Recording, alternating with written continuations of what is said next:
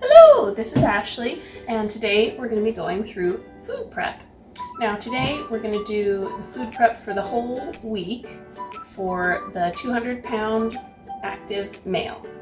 So that includes all the recipes that we went over. I already started the pot roast, since that takes a little while. But basically you just take the pot roast in, put a few cups of beef stock, a few cups of water, and any seasonings that you like, and just set it in the crock pot for 4 to 5 hours. Next one we're going to start with is the chicken. So I'm going to make my little seasoning for the chicken first. I've got my brown sugar here. I don't measure quite exactly since I've done it so often before, but you can measure out with a tablespoon if you like. Put pepper in there.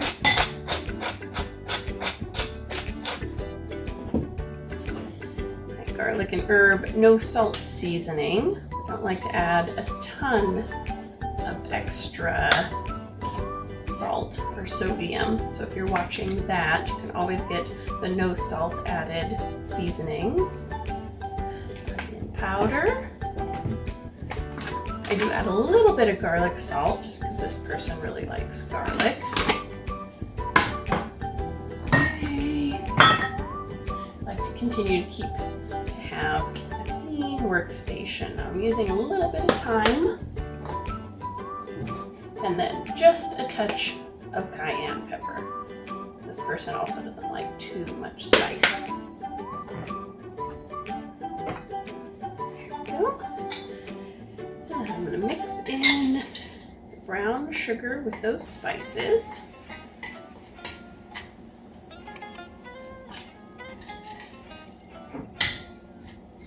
Now the brown sugar with the chicken, you don't have to use brown sugar. You can use a different sugar. There's the palm sugar that has a really low glycemic index. This person doesn't happen to have diabetes, but we like to keep it low sugar. But for just a glaze on the chicken, the brown sugar does help to keep the chicken really nice and moist, which is why I use it. All right, now my seasoning is done. Out of the way. I'm going to pound the chicken on my cutting board using the flat side of my little meat mallet here. You can always use a rolling pin or anything else. And before I start to do that, I'm going to remember to set the oven to 425. So that's going to start to preheat while I do my chicken. Now to protect the cutting board, I always put down a nice big sheet of plastic wrap. That way you don't have to worry as much about the raw chicken. Before I do that, before I touch anything, you didn't see me do it, but I'll do it again now. I'm gonna wash my hands really good. Practice safety first. And after touching the raw chicken as well, I like to continue. Keep washing my hands. So I don't contaminate anything, I usually just touch the chicken with one hand. And then leave the other hand free. So my chicken has been defrosted. Just reach in. So you see how the chicken has a thin side and then it's got a thick side. So we're gonna pound that out to be more even so it cooks evenly. And we're not left with any spots that are really overcooked.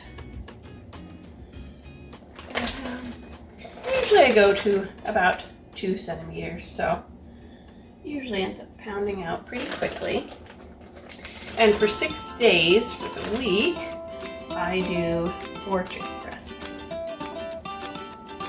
And some of them, sometimes, they're a bit bigger than others, they're a little bit fatter, but overall, when you weigh it out, about 4 chickens breasts worth is the equivalent of, when you divide it up into 6, about 50 grams of protein,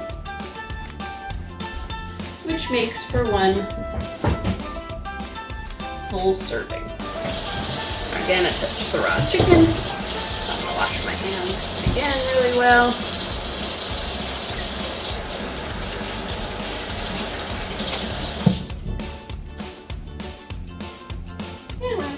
plastic wrap over top so I don't pound the chicken spots anywhere else.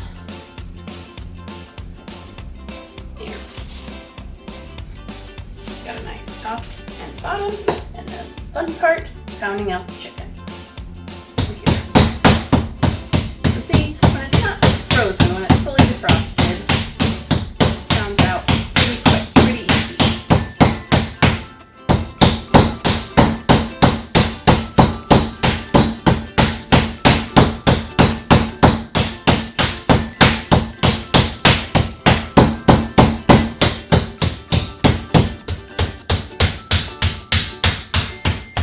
And if you get tired, you can always switch hands.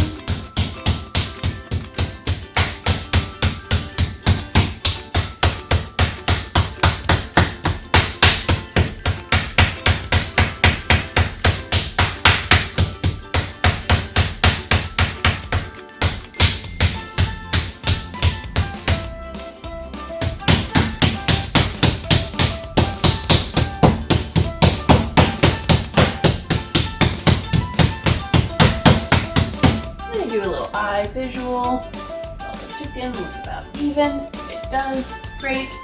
Nothing has gone through the plastic wrap, so your mallet is fine, but I still wash it off. And just in the soap, just to make sure. And let it dry. I've already got my baking pan with my parchment paper.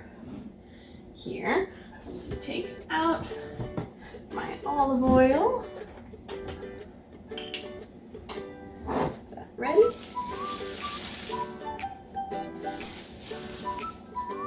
So again, just using the one hand to touch the raw chicken, so one hand stays free.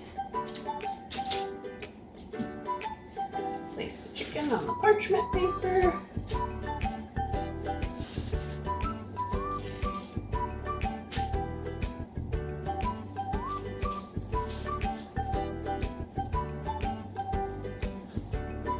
Plastic wrap over to grab. That way you roll it up, nothing on the cutting board.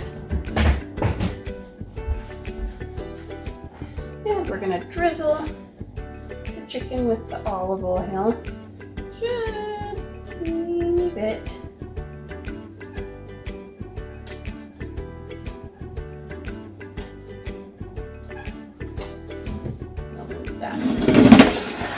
See, rub the olive oil in. It's going to help the seasoning stick. And then just take the seasoning over, rub it into the chicken.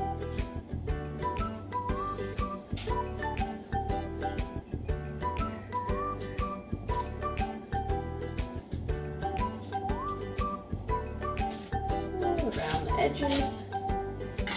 On to the next.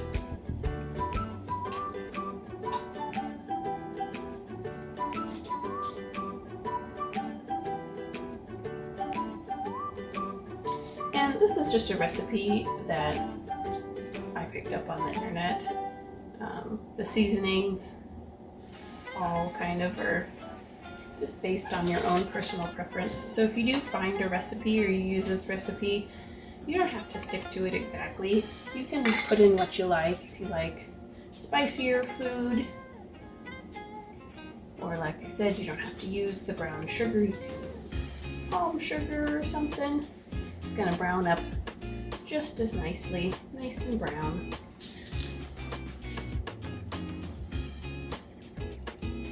And you can always experiment with different recipes for the week too. I know some of my friends prefer to make burritos and freeze them and just heat them up. This particular person usually eats his meals on the road, which is why all of these recipes for today are things that can just be eaten cold. I'm going to flip to the other side.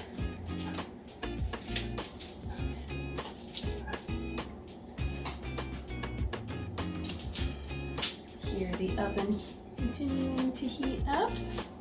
Probably should have turned it on just a tad earlier. And a little bit of olive oil on the side.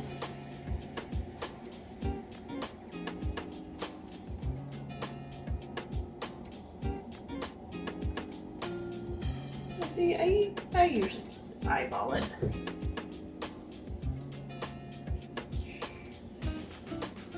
You can always measure it out if that makes you happier. Just do what you're comfortable with.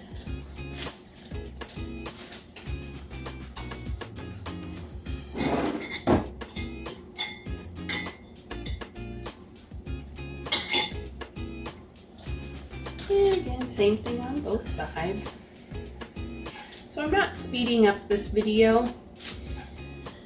No, I guess I should have taken note of the time when we started, but basically the purpose of this video is to show you that things can be prepped for the whole week in a decent amount of time.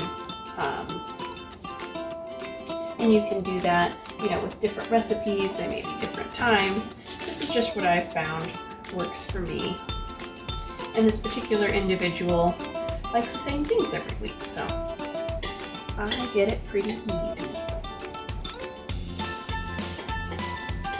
I'm going to touch my bowl here. It's going to go right into the sink after. Make sure I get all of that seasoning.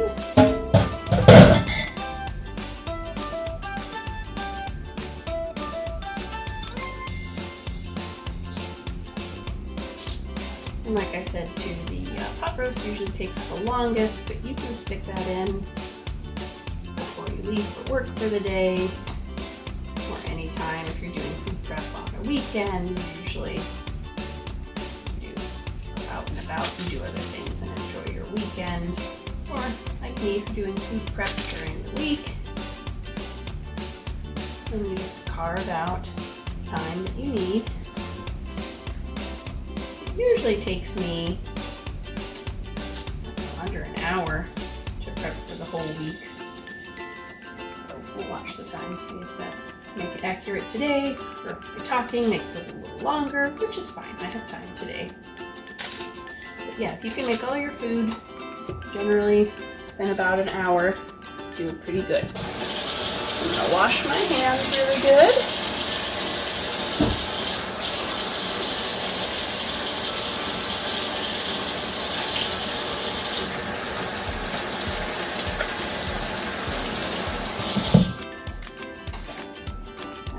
Up my olive oil. I'm actually going to leave it out because I'm going to use it for our tuna recipe. 70, so it's almost there. I like to keep things clean as I go.